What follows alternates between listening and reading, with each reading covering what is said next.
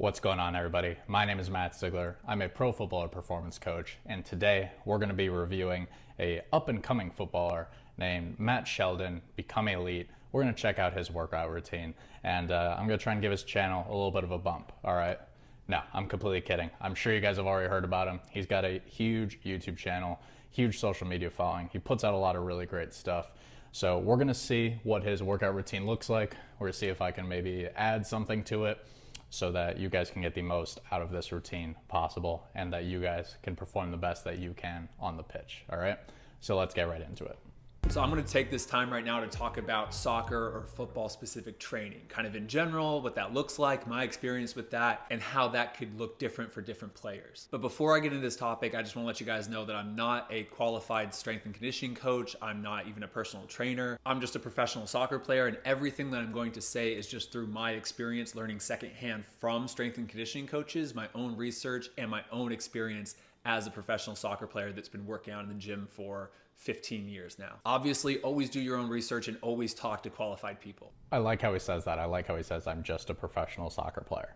No, but I think that that's 100% like one of the most important things that we need to understand when we are watching these videos and we're taking things from professional athletes, is that their job is to play soccer, it's to play football, it's to actually perform on the pitch. A lot of these players who have played at some of the highest levels don't really understand what is going on in the gym or during their conditioning or their fitness, because they don't need to. They've just been told their entire life how to train and what to do in the gym. So we see guys at the highest level training a certain way, and then they go and put some stuff out on social media of like, this is my gym routine that I came up with, and maybe it's not the best thing in the world. And I really appreciate the fact that he was transparent about that and honest. But I've already seen some of his stuff, and I know he knows a lot more about the physical and performance side of football than most people that aren't in the field do. So we'll get right back into it here. So football specific training and general resistance training, I think, can be summed up behind the purpose of the workout. Football specific training is pretty much any training that's done in the gym or on the field or wherever that aims to improve the athletic performance of the athlete, lower injury risk, or lengthen out the career of the player. That is another absolutely huge thing when it comes to understanding how to structure your routine, is you need to understand the purpose behind it. And he listed out a bunch of really good reasons for why someone may train in the gym, specifically if you are a footballer. There are countless reasons, but when you understand what exercises actually do for you, and then you understand what you need out of the gym, then you can find those perfect pairings that really line up. Because like for me, doing something like really heavy barbell work isn't necessarily going to benefit me a ton, if at all, on the pitch, because that's already something that I've trained so much and have become a decently high level, especially for a footballer. Like, there's not many footballers out there that can deadlift 500 pounds and split squat 400 pounds. So like me getting my split squat from 400 to 450, that's not going to do too much for me on the pitch, you know? Whereas someone who maybe is a weaker footballer and maybe is they're already really mobile, then they may actually benefit from that bilateral strength work a little bit more than I would. And then I should actually be doing more of the multi-directional, yielding isometric mobility work that person is probably already better at it. Does that make sense? It's basically like, we just need to make sure that the pairing of the exercises matches up with what you need, because then we can understand that there aren't necessarily like, this is a good exercise, this is a bad exercise. It's like, this is a good exercise for this person, but that same exercise may not benefit the next person. So that's another reason why you can't just take these routines and completely steal them. You need to have some general understanding of what that exercise is doing.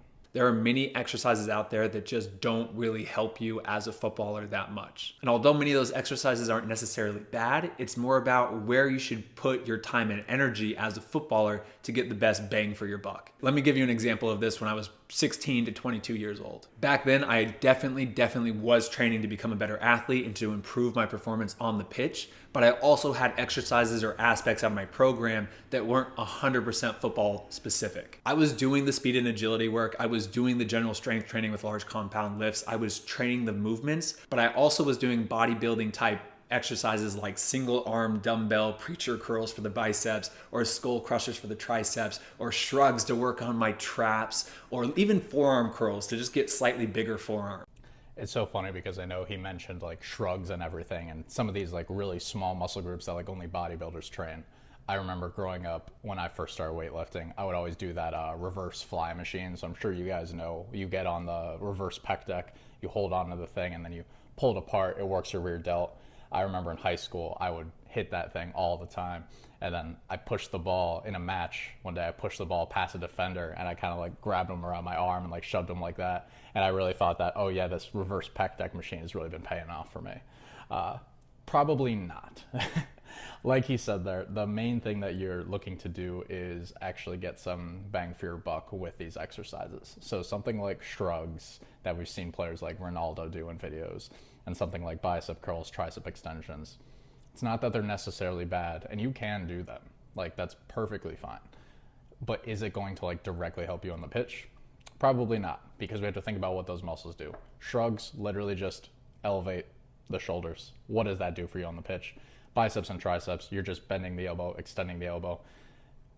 You're really only doing that maybe when you're like running a little bit, and that's not actually going to make you faster. Okay, so you just have to think about what the exercise is doing, if it's going to help you on the pitch.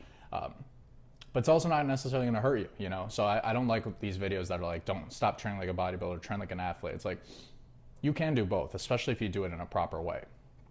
So don't be scared to do some curls. There's no problem with it. Do I think that harmed me as a footballer? Do I think those exercises had a negative impact on me on the field? Honestly, not necessarily, but I do think it had an indirect harm to my game. And this is because, you know, you have a limited amount of time in the gym. You only go there 3-4 times a week, and you're only in the gym for 1 to 1.5 hours. I shouldn't have focused my limited time and energy on bicep curls, tricep curls, shrugs, or forearm curls. What he said there was so important. It may not have directly hurt him, but it may have indirectly hurt him. So you can say like, oh yeah, building bigger biceps won't make you a worse footballer. But then you're spending that time on something that doesn't make you a better footballer either. And wasted time is just a different way of saying I spent that time not getting better when I could have spent that time getting better. Maybe I could have spent that time on my technical work. Maybe I could have spent that time on my prehab exercises so I didn't get that injury one day. And that's kind of the whole argument in terms of this like optimization versus non-optimal type of movements. It's like, we don't necessarily need to optimize everything and be so concerned about that.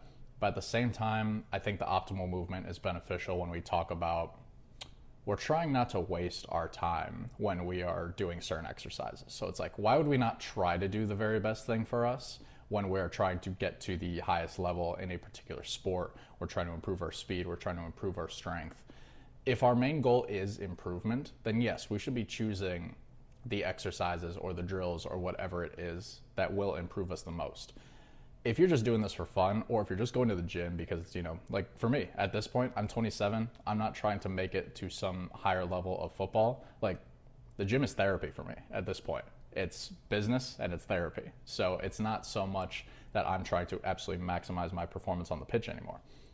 Everybody watching this video, or at least most people, I would assume actually do want that. So we need to make sure that we're spending our time efficiently and making sure that we do the best things that we can. Neglected doing the stuff like balance and stability work, or focusing on injury prevention movements like the Nordic hamstring curls or Copenhagen's. I never did any of that stuff. I never did any prehab stuff. I never did any balance or stability stuff. Now, this part of the video probably won't get a ton of views, but this is probably the most important thing that, like, if I could go back and talk to my younger self about this, this would be like the one thing I would tell him. Prehab and rehab is the most important thing that you can do for yourself as a footballer. And it may look differently than what you're thinking right now. You may think like prehab type stuff is like banded lateral walks, banded side steps, and different things like that. That's not necessarily what I'm talking about. But the reason I say that is because it is infinitely easier to prevent an injury than it is to actually rehab it. And when I say prevent, I just mean doing everything that you can to set yourself up for success when it comes to preventing injuries. Obviously, there are so many different factors that we cannot 100% prevent injuries. Otherwise, guys that you see in the Premier League, they would never get injured, right? But at the same time, doing everything that you can to train multi-directional work, to work on your running mechanics, to train in full ranges of motion, to do yielding isometrics, to do high speed movements year round so that your tissues and everything are prepared to do those, that is real prehab training. Not all this banded side stuff, this foam rolling. Like, yeah, that stuff can be helpful, and if you enjoy it, don't let me be the one to tell you not to do it, all right? Do your thing, do what makes you feel good. There's a huge psychological component to those things as well, but I would just, if I could go back and tell myself that, I would have played infinitely more matches of soccer. My body would have felt better when I was playing. I would have performed at higher levels. Like, there's just a million different things that would have been better when it came to my experience with football. So if you take one thing from this video, make sure that it's that. My training regimen was strictly focused around strength, speed, and physique, when it should have been strength, speed, mobility, injury prevention, and maybe a little physique at the end. I will say, when he talks about physique as a footballer, I think that people so often talk about don't train like a bodybuilder, train like a footballer. And I think that there's a real misconception there where people don't understand that you can kind of have both in a way.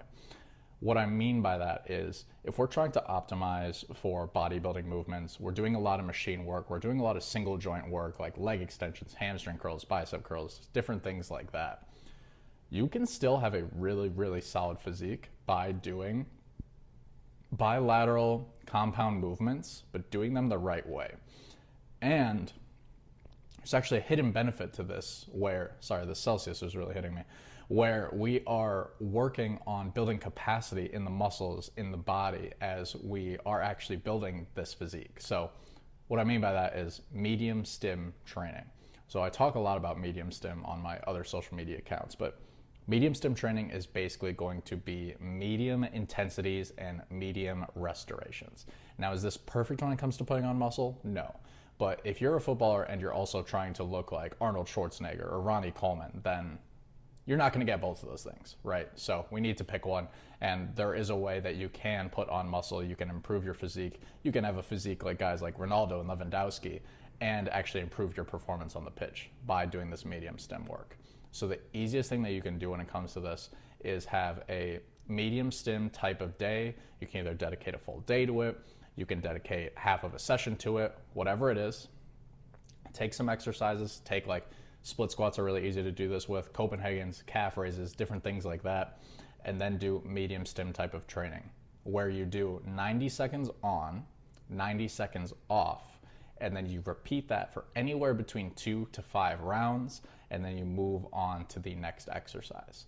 Now, as the weeks and months go by, you want to go from 90 seconds on and 90 seconds off to eventually 30 seconds on and 30 seconds off. And you want to increase the intensity or the weight that you are using as you do that. The reason is going from 90 seconds to 30 seconds brings you closer towards a football specific work to rest ratio while keeping you in that medium stim type of training. So it's a way that we can improve your capacity, improve your muscles' ability to repeat certain actions on the pitch while also stressing that muscle so you can build it and actually get some type of physique. You can get nice and jacked like Prime Ronaldo. Another way you can do this if you want to shift this more to the actual like conditioning emphasis is you can take those same like 3 exercises, like take a split squat, a Copenhagen, and a calf raise, and you can go 90 seconds on the split squat, 90 seconds on the Copenhagen, 90 seconds on the calf raise, and then you can take whatever that is, 270 seconds off, and you can fully rest during that time. Then you can repeat that circuit a few times. Or you can do 30 seconds on, 30 on, 30 on of all those exercises. That'll total out to 90 seconds, and then you can rest for 90 seconds again there. And then you can repeat that same process again 2 to 5 times. Now, one thing that I do see when it comes to football-specific training is that it's going to be a one-size-fits-all program for everybody. In reality, in my experience, I've seen that it looks very different for different types of players and different ages of players. It's better to look at the player at the individual level and ask yourself, what type of workouts are going to translate to the most improvement or the most benefit on the field? And ask yourself, is that getting stronger? Is that getting faster? Is that a combination of multiple areas? Is that injury prevention and balancing out the body? What is going to help this player see the most bang for his buck in the gym? For example, from what I've seen, most younger footballers benefit the most from a very simple general strength training program with aspects of speed, with aspects of strength, with aspects maybe even a little bit of hypertrophy, a well-rounded program to increase the overall athleticism of the player. While some older footballers towards the tail end of their career in the middle of season might do workouts focused around prehab, rehab, and mobility to extend their career and to help prevent injuries in season while not going over with the workload. These two training regimens look extremely different from each other, yet they're both football-specific training regimens. Honestly, I think that even hypertrophy-style training, where you focus on increasing the size of the muscle, has a place in a football-specific workout. Do I think that you should be working on increasing the size of your forearms and traps and biceps and triceps? No. Do I think that you can work in the gym to build a little bit more muscle if you need that? Yes, 100%. The focus when you're building the muscle just also has to be on, does it perform on the field? Does it do what I need it to do on the field? Another big misconception that I see when people think about football-specific workouts or functional workouts